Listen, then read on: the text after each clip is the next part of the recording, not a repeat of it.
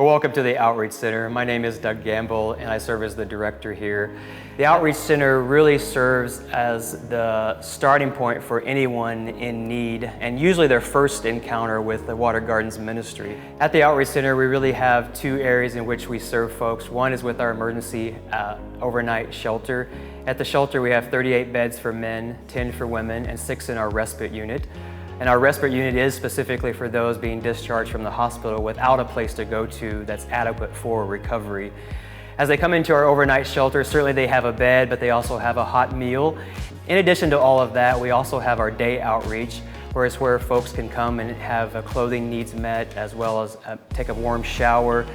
And then certainly if they're in need of food, then we have our mission market. Our mission market serves really less like a traditional food pantry and more like a modern grocery store in which they can actually shop for what they need.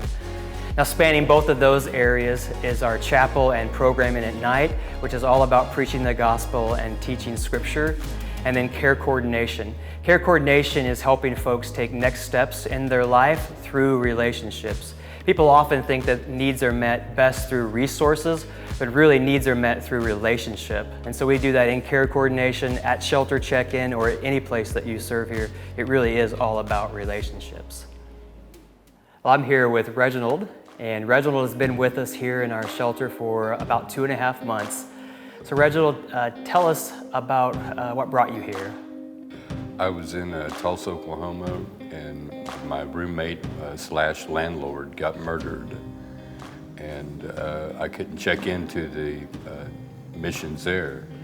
So I was acquainted with Joplin, so I came to Joplin and checked in at Water Gardens. Yeah. Had you lived here before or lived in Joplin before? I had been to Joplin, yes, before.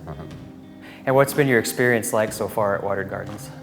It's been very good. It's been a very growing experience. What are some of the ways that you feel like you've grown since being here?